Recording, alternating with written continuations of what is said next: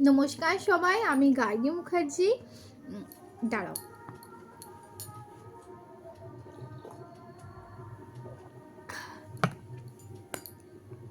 আজকে একটা খুব সুন্দর ভিডিও নিয়ে এসেছি, খুব সুন্দর একটা ঘটনা নিয়ে এসেছি। আসলে এই ছোট ছোট কথাগুলো থেকে আমরা অনেক কিছু বুঝতে পারি। তো এরকম একটা ভিডিও নিয়ে এসেছি। দেখো, আজকে সানডে, আজকে আমার কোনো পড়ানো থাকে না। আসলে তার আগে একটু বলে দিই, তোমরা যারা জানো না তাদের জন্য বলছি, আমি একজন প্রাইভেট টিউটর। গত 10 বছর ধরে আমি বাচ্চাদের পড়াচ্ছি। শুধু তাই না, এর আগে গত 8.5 বছর ধরে আমি বর্ধমানের বিভিন্ন আইসিএসসি এবং সিবিএসসি স্কুলে অ্যাজ এ টিচার নিজের কাজ করে এসেছি। কিন্তু এই লাস্ট 2 বছর 2.5 বছর ধরে আমি কোথাও চাকরি করছি না।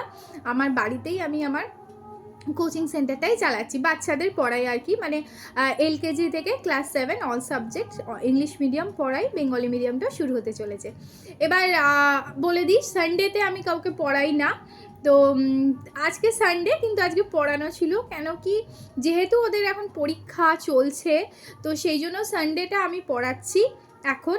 তো আজকে একটা ব্যাচ পড়তে এসেছিলো, ক্লাস 6-7-এর একটা ব্যাচ।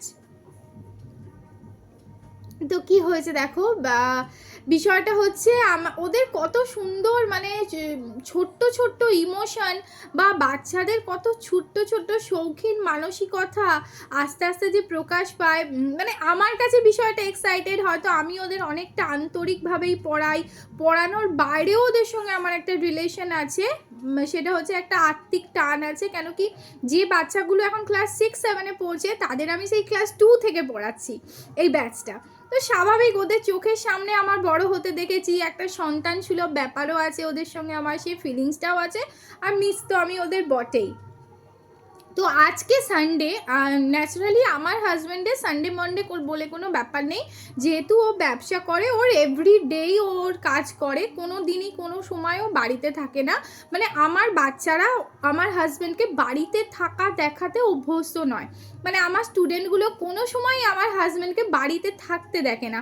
সন্ধেবেলা একটুখানি দেখে, কেন কি, যেহেতু সন্ধেবেলাটা আমার ব্যাক টু ব্যাক ব্যাচ থাকে, তাই আমার হাজব্যান্ড আমার ওপর কৃপা করে প্রত্যেক দিন সন্ধেবেলা এসে একটু সন্ধেটা দিয়ে দেয়।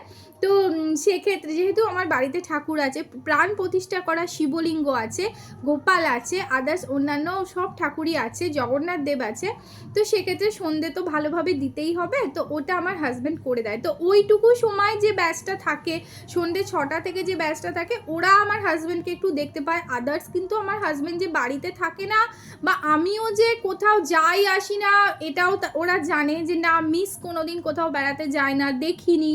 কিন্তু ওরা কি সুন্দর বড় হচ্ছে দেখো, ওদের মানে অভিব্যক্তিটা সেটা প্রকাশ দিচ্ছে। আজকে বিশেষ কিছু কারণে আমার হাজব্যান্ড বাড়িতেই থাকবে। আমার হাজব্যান্ডের একটু শরীরটা ম্যাচ করছে, বা সামনে তার ব্যাক টু ব্যাক অনেকগুলো ক্যাটারিংয়ের কাজ আছে। আমার হাজব্যান্ডের ক্যাটারিংয়ের বিজনেসও আছে, আশীর্বাদ ক্যাটারার, যেহেতু বিয়ের মাস চলছে। তো আজকের দিনটা ও একটু ওর মানে যে বিজনেস ও করে সেটা থেকে আজকের দিনটা ও একটু ছুটি নিয়েছে। ও আজকে সারাদিন বাড়িতেই থাকবে। তো সন্ধেবেলা আমি যখন পড়াচ্ছি, আমার হাজব্যান্ড একবার পড়ার ঘরে গেছিলো। তো স্যার কেমন আছেন, এই সেই সবাই বললো। তো আমার হাজব্যান্ডকে ন্যাচারালি তখন বাড়ির পোশাকেই তারা দেখেছে, বারমুডা আর একটা গেঞ্জি পরে, ফুল স্লিভ গেঞ্জি। তো তখন ছেলেগুলো বলছে কি, মানে আমার বাচ্চারা 6-7-এর যে ছেলে বাচ্চাগুলো আমার স্টুডেন্টরা, স্যার আপনি আজকে বাড়িতেই থাকবেন? হ্যাঁ হ্যাঁ রে, আজকে আমার রেস্ট ডে, আমি বাড়িতেই আছি, তোরা পড়। তো একটুখানি বেরোবো, বাড়িতে তো থাকবে না, সারা সন্ধে বসে থাকার মানুষ আমাদের কারুর হাজব্যান্ডই নয়, আমরা জানি। তো আমার হাজব্যান্ড যথারীতি এখন বাড়িতে নেই, বেরিয়েওছে। তো আমার স্টুডেন্টগুলো সেটা জিজ্ঞেস করার পর কিছুক্ষণ, মানে ওটাই ওদের মাথায় ঘুরছে। তারপরে যে ওদের আমি লিখতে দিলাম, লিখলো, তার মাঝেও জিজ্ঞেস করছে, ম্যাম একটা কথা বলবো? তাহলে হ্যাঁ বল। স্যার আজকে পুরো সন্ডেটা বাড়িতেই থাকবে? বলছে হ্যাঁ। আর একটা, ম্যামের সঙ্গেই থাকবে না ম্যাম আজকে? কি করবে ম্যাম? গল্প করবে? আর আমি মানে কি অ্যান্সার দিই ওদেরকে, গল্প কোথায়? না রে বাবা, তো স্যার থোড়ি বাড়িতে থাকবে, এক্ষুনি বেরিয়ে যাবে, দেখ না কোনো কাজে বেরিয়ে যাবে, সেই রাত 9:30-তেই আসবে। ও স্যার কোনোদিন বাড়ি থাকে না ম্যাম? আমি বলছি না, থাকে না, তোরা তো দেখেছিস, আজকে থাকলে তোমার সাথে গল্প করতো। হ্যাঁ, কত কোয়ারি শোনো, আবার জিজ্ঞেস করছে যে ম্যাম যদি স্যার আজকে বাড়িতে থাকতো, এই তো তুমি আমাদের 7:30টায় ছুটি দিয়ে দেবে, তাহলে কি হতো, মানে তোমরা কি গল্প করতে, কি করতে ম্যাম? কি করতাম, স্যারের মোবাইল দেখতো, আমি কিছু ওয়ার্কশিট বানাতাম, তোদের পরীক্ষা চলছে, কফির টাংশগুলো আমি রেডি করে দিতাম, স্যার হয়তো সেটা করে দিত, এইসবই। স্যার তো নিজের জগতেই থাকে, আর কি করতাম। স্যার তো তোমাকে বেড়াতেও নিয়ে যায় না। না, বেড়াতে আর কখন যাবো বল, তোদের তো পড়ানো থাকে, অন্যান্য ব্যাচও থাকে।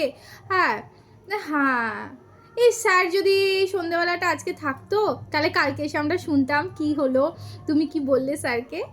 তো মানে ব্যাপারটা কি বলতো, ওদের কাছে না একটা মানে ওরা ভাবে, একটা ভাবের একটা জগৎ ওদের তৈরি হচ্ছে, একটু একটু বড় হচ্ছে, তো মানে ওদের কাছে একটা কোনো আইডল হিসেবে ওরা দেখে কাউকে না কাউকে, নয় মাকে বাবাকে দেখে, নয় দেখবে অনেক সময় কাকা কাকিমাকে ওদের ভালো লেগে যায়, বা অনেক সময় দেখবে কোনো দিদি দাদাকে ওরা দেখে, মানে পারফেক্ট জুড়ি হিসেবে ওরা না ভেবে নেয় যে আরে এটা বেশ কি সুন্দর, মানে ওদের ভালোবাসার একটা জায়গা তৈরি হয়ে যায়।